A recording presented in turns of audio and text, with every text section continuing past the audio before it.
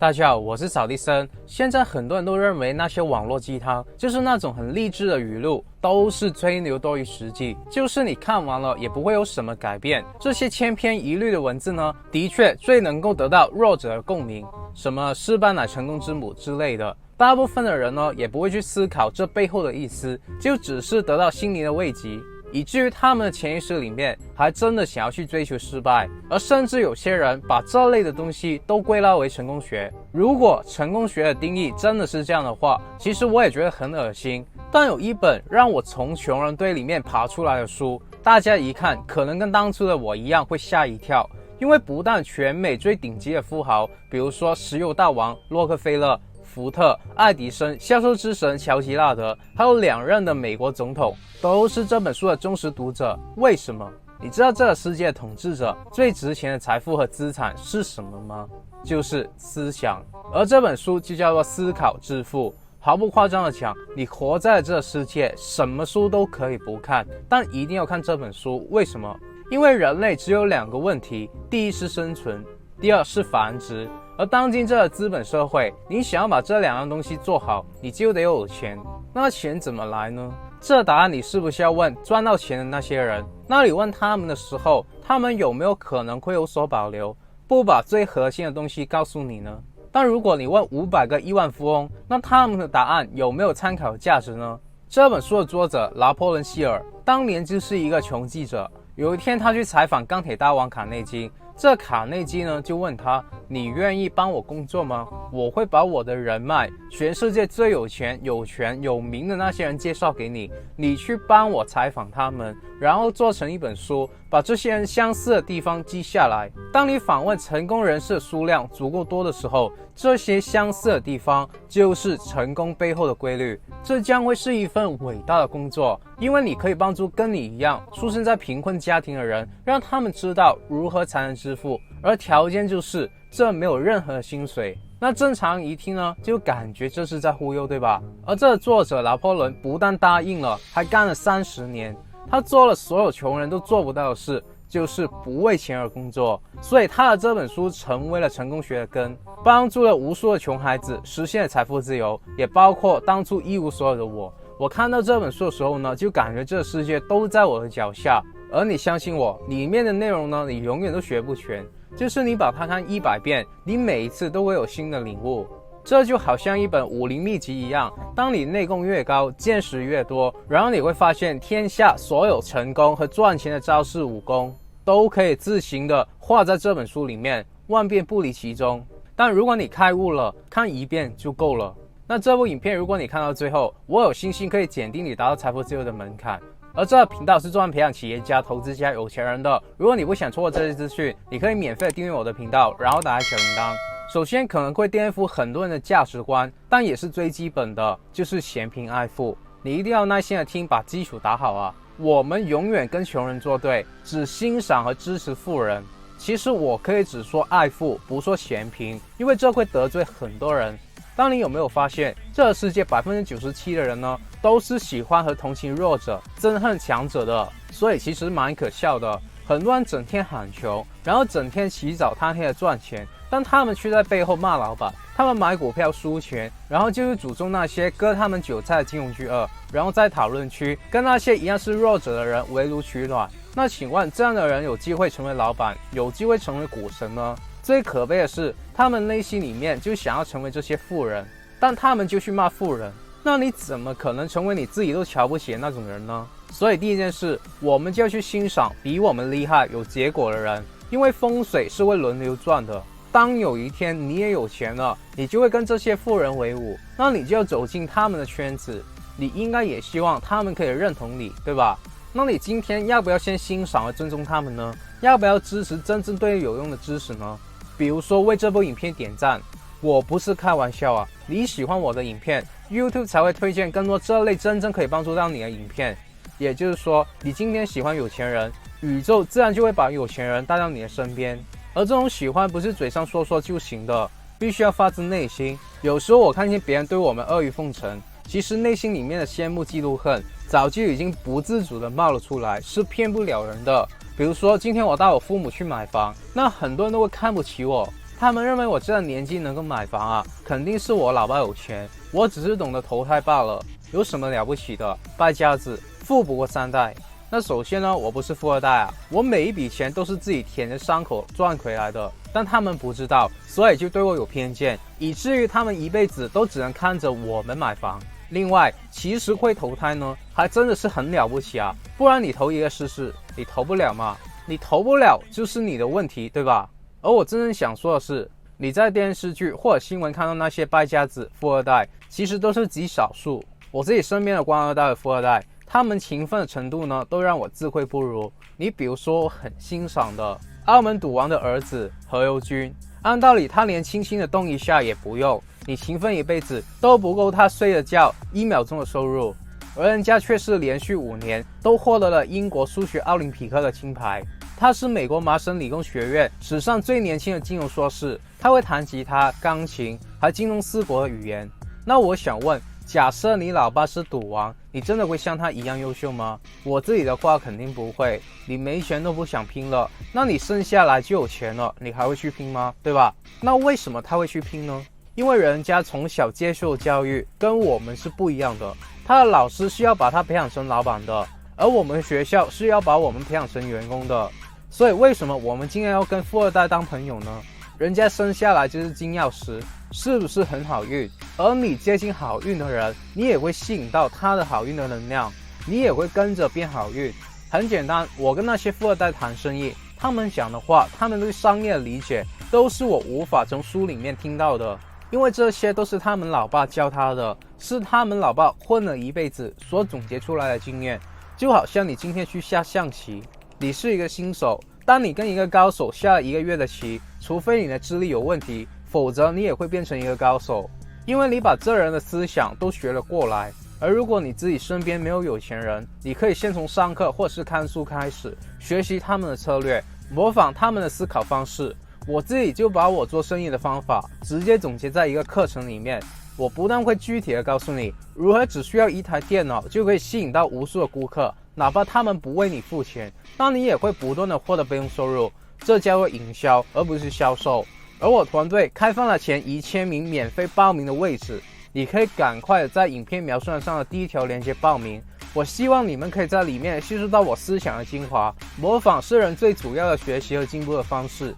假设我们想要有钱，就要主动积极的去接近有结果的人，去模仿他们，想办法跟他们产生连接，因为这样真的可以减少你很多自己摸索的时间。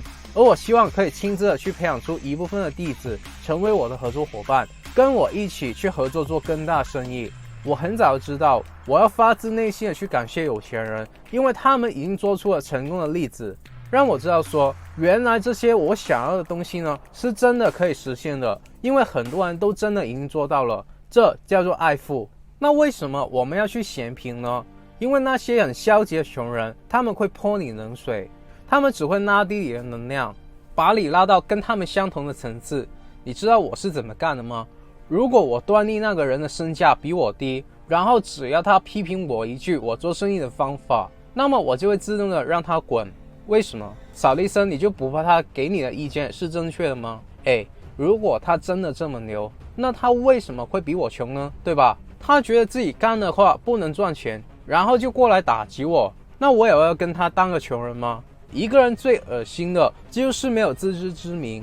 就是有时候我看到有些人去骂一个明星，虽然在整容啊之类的，还想要跟我讨论，那我一句脏话就骂过去了。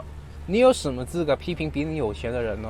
你也可以去整容啊，你看看能不能赚到人家收入嘛，对吧？一个人不把注意力放到自己的身上，他本质上就是一个废物。那这种人呢，你不可能在他身上拿到任何的价值，因为他就是一个没有价值的人。by the way，我自己没有整容啊。我想说的是，当年我一无所有，在读书的时候，有一些比我大的专业人士，收入相对比较高的，我就不说职业了，那我就跟他们说我想要创业，那么他们就笑我，为什么？因为我读书不够他们厉害吗？他们认为自己这么聪明都不敢创业，我这种人有什么资格提创业？而结果呢，他们读这么多书，现在还不是要服务我吗？他们起早贪黑的维护我的利益，而我只需要给他们一点点的酬劳，他们在我面前还不是要低头哈腰的吗？所以大家注意听了，这现在从外在来看，他们的确比当初还在读书的我收入高啊，而且还高很多。但这不代表他们的身价比我高。虽然当初的我没钱，但我就是一个富人。你知道为什么吗？因为我每一天就是在研究和学习如何去创业、投资和赚钱，而这些人每天却只会想如何才能当一名好的员工，如何才能升职加薪。所以本质上，我们的资产的价值呢就已经不同了。我脑袋里面的价值，他们连跟我比的资格都没有啊。那这些低素质的人，他们可能会是你的家人和爱人，我们没得选怎么办？我很喜欢的一个台湾的作者林清玄，他8岁时候就确定将来长大之后就要当伟大的作家。那他父亲就问他说，什么是作家？他就说，作家就是坐在家里面写写字，然后寄出去，之后就会有人把钱寄过来。那他爸听了就很生气，一巴掌就飞过去了，然后就骂他说，傻孩子，这世界哪有这么好的事？如果有这么好的事，我自己就去干了，怎么会轮到你呢？小小年纪就痴心妄想的。那过了一段时间，他又跟他爸说，他还有一个梦想，就是环游世界。从这件事来看，这个小清玄还真的是笨笨的，明知道会被揍还去挑事。所以他说他小时候成绩不太好，连及格都考不到，我也是理解的。所以当时他就抱着世界地图神游到埃及的时候呢，他老爸又是一巴掌的跟他说，我用生命保证，你这辈子都去不了那么远的地方。而接下来的一段话，我当时看到眼泪就差点流下来了。他说，我的生命不可以被保证，即便是我的父亲也不行啊。就是我们白手起家的创业者都可能被这段话感动，因为我们都是这么走过来的，没有人可以动摇到我们，哪怕是我们的父母。所以林清玄先生呢，他很早就成名了，然后赚钱离开台湾之后呢，他去的第一个地方就是埃及，他玩了3个月。一个人当他真正的意识到所有发生在我们身上的事都有他的原因，并且是为了成就我们的时候呢，那我敢保证他要混的肯定是不差的。我们从小孩选不了出身，当我们的家人、同学甚至老师他们都会打击你，而我们还走不了的情况下呢，其实这就是宇宙安排来成就我们的。我小时候就是一个独来独往的人，而学校整天就搞些有的没的，要让我们去分组完成一些任务。那我就心想，我能一个人干好的事情，为什么我要跟你们合作，把功劳分给你们呢？所以就惹到很多人不爽，以至于他们会用语言去霸凌我。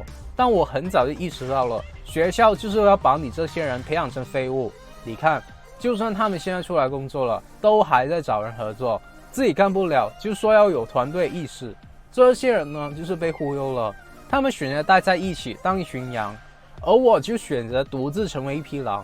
我认为真正的合作是不需要学习的，两个强者在一起把自己那一个部分干好，也比几百人混在一起不知道干什么好啊。所以我们只需要把自己的能力提升到极致。我小时候被孤立都是无所谓的，别人说什么是他的事嘛，而怎么定义别人说的内容是我们自己可以决定的事情。所有事情的定义呢，都是我自己可以赋予的。当初笑我创业是傻子的人，他们现在完全演示了什么叫做真正的傻子。思考致富里面有个故事，有个人的梦想就是去挖黄金，他借了很多钱去实现这梦想，结果他挖到了一个断层，发现没有黄金，所以就放弃了。结果另一个老板花了很低的价钱从他的手上买来这个矿场，而人家只是在他的基础上多挖了30公分，就挖到了大量的黄金。现在很多语录都是来自这个故事，告诉你什么离成功可能只是一步的距离之类的。但其实从来就没有人想过背后为什么我们可以傻傻的坚持梦想，就算有无数的困难和受到无数的白眼。而这本书就给出了答案，因为我们这类人都是对梦想欲望非常大的人。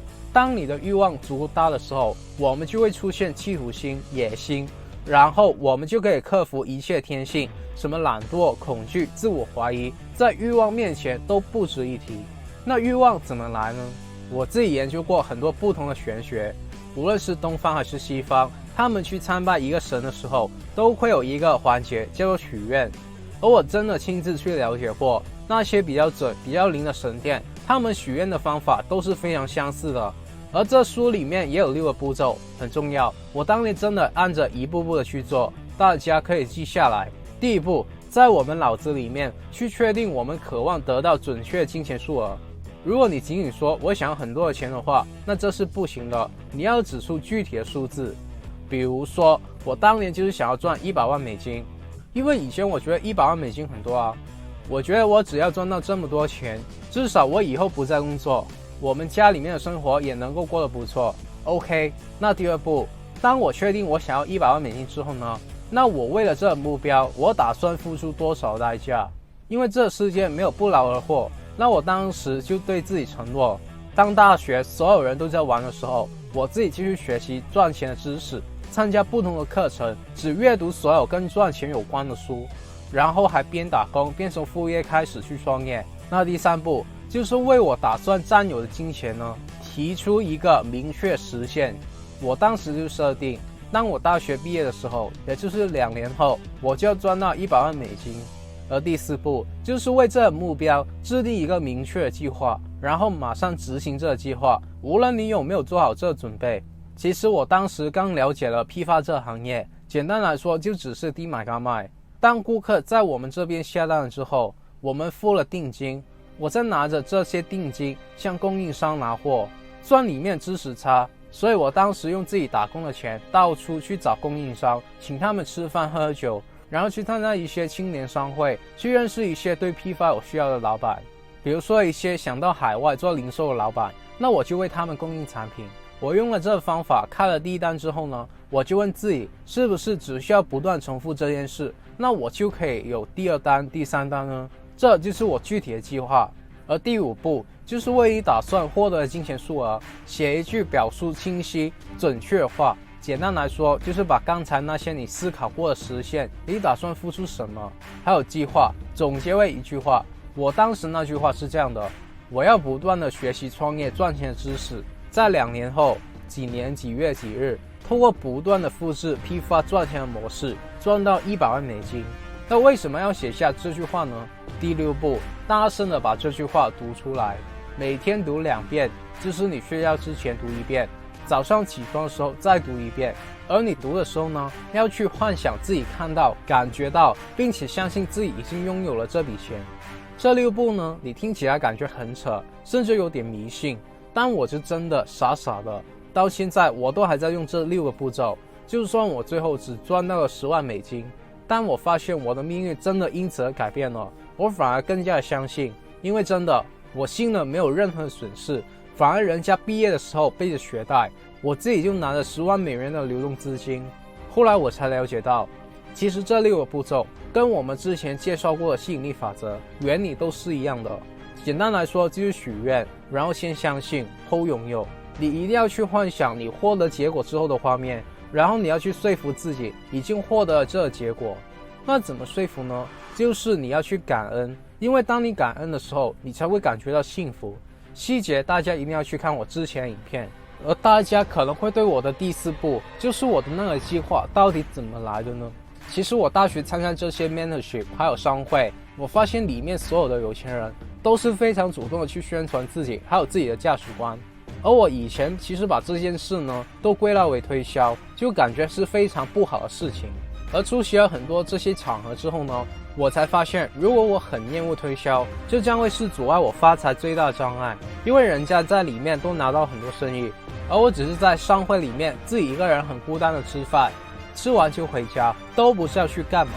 所以其实我拒绝了很多的机会和可能性。而后来我才知道，全世界90%出名的 CEO 都是做业务出身的。所以我很久以前呢就跟大家分享过，无论你现在从事什么工作，在日常生活里面，所有人都是推销员和业务员。比如说你现在单身，你想要去追你的女神，那你是不是要想办法把你自己推销出去啊？比如说你想要你的孩子先做完功课再出去玩，那你是不是要想办法成交你的孩子，让他愉快的接受你的想法跟建议呢？所以你看完这部影片，就算什么都没有学到，但我希望你都必须要意识到，其实你自己也是无时无刻在做销售。而真正决定你能不能够赚到钱，就在于你能不能做好宣传，哪怕是空气，你能不能把它卖出去，然后卖得很贵。一个人之所以会排斥销售，无非就是几个原因。比比如在过去，有些人用了不当的手法向你推销，简单来说就是你被忽悠过，有不好的经验。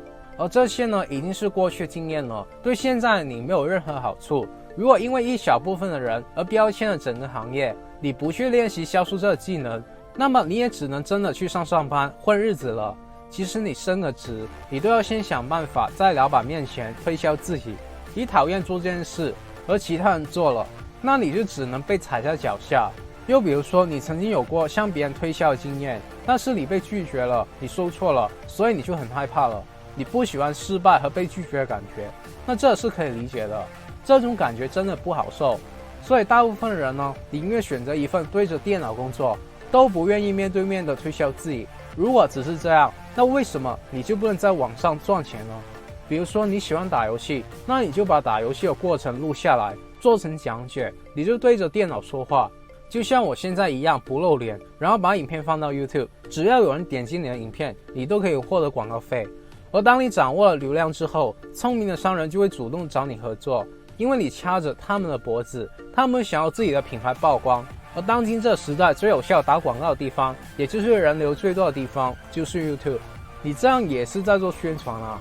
而最重要的是，你几乎是零成本，你失败了也就失败了。当你成功的话，你可以直接辞职，然后环游世界赚被动收入。而其实这些只是一个概念，只是很皮毛的东西。你真正想要的是有一个无论在自媒体又或者在创业领域都有结果的师傅，因为这样你就可以减少很多自我摸索的时间，不需要慢慢的去学什么写内容啊、演讲啊、SEO 啊、设计、剪辑、标题、营销、变现等等的技能。而这些都是我可以给予我弟子的，我会把它总结为一个系统，让你直接去复制和套用在自己的身上。你只需要听话照做，还有灵活的变通。我会直接告诉你做什么、怎么做。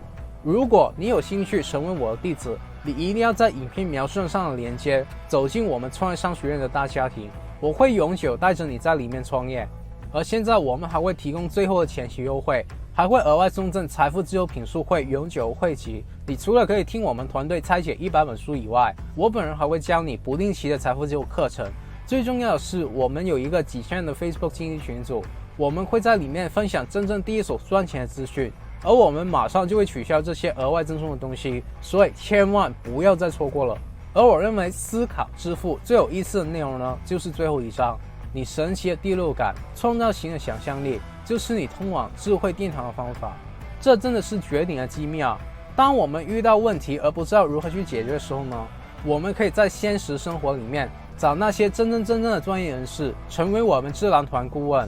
你知道作者拿破仑希尔有多狠吗？耶稣、圣保罗、伽利略、亚里士多德、柏拉图、苏格拉底，然后这牛顿、孔子、佛陀，这些全世界最牛的人都是他的顾问。他不需要自己去解决问题，他只需要把问题给到这些人，问题就自然解决了。这听起来是不是像疯子说话？因为这些人早就已经去世几千年了，他们又怎么可能成为作者顾问呢？透过想象，他人生里面任何事情只要是做不了决定的，他都会在潜意识里面透过想象和这些人沟通。为什么他可以做到这一点呢？因为这些人的思想全部都记录在书本里面。其实我自己也是一样，看过无数的书，很多都忘了。那有10来本我觉得真正有用的，我都会放在我办公室里的书柜上，反复的去读。你说我能不能把书里面的内容背下来呢？我不行，但这些作者的思想肯定会植入到我潜意识里面。每当我思考问题的时候，假设今天有人约我出来吃饭，我就会想，如果我是李嘉诚的话，我会选择工作还是去吃饭？假设今天我跟人家谈生意，那如果我是特朗普的话，我会以什么样的姿态跟人家谈判呢？再假设我今天追一个女生，我就会想，如果我是孙子兵法里面的孙子，我应该什么时候进攻？对方的实力如何？我能不能不进攻就把这女生拿下，对吧？就是我会把自己带入到这些伟人的角色里面去思考问题，这是前期的做法。到后期呢，其实我都不用思考了，我的第六感和直觉就会告诉我应该怎么干才对。这些第六感就是透过这种锻炼潜意识的方法而培养出来的。那这本书我好久没看了，不是做这部影片的话，我也不会再看一次。因为作者就说，我曾经一无所有，因为接受了卡内基给我的工作，我去采访了整个世界最顶尖的那些富豪，我发现了一个秘诀，这个秘诀也让我成为了亿万富翁。然后这本书还写到，如果你在看这本书的时候，突然间你也发现了这个秘诀，那这本书你就不用看了，后面都不用看了。有可能这个秘诀呢是在前言，你就能够找到，也有可能在第1章，也有可能在中间的章节，也有可能在最后1章，但是它一定会出现在这本书里面。你们知道这句话是什么意思吗？你把这本书看完，对你的生命没有任何的帮助，但是当你认真看这本书的时候，你仿佛就在跟这本书在跟自己对话的时候，你突然就会发现，你从这本书里面学到的知识是不重要的，但是你通过这本书悟到的东西是很重要，这叫智慧，而不仅仅是知识那么简单了。知识是别人总结出来的，而智慧是你的一套思维系统，让你可以生出无数的知识。希望大家也能够达到这种境界。好了，有什么问题可以给我留言，只要你们能在我今天说的内容里面找到1-2句话是有用的，能够帮助自己的人生过得好一些，我就心满意足了。那么接下来每周四8点30分，我都会继续的分享关于成为富人、企业家、投资家、达到财务自由的免费信息。如果你不想要错过，我还是呼吁你订阅我的频道，然后打开小铃铛，然后无私的把影片分享出去。我真心的祝福为这部影片点赞兄弟姐妹们早日达到财富自由。好了，我们下个礼拜不见不散，拜。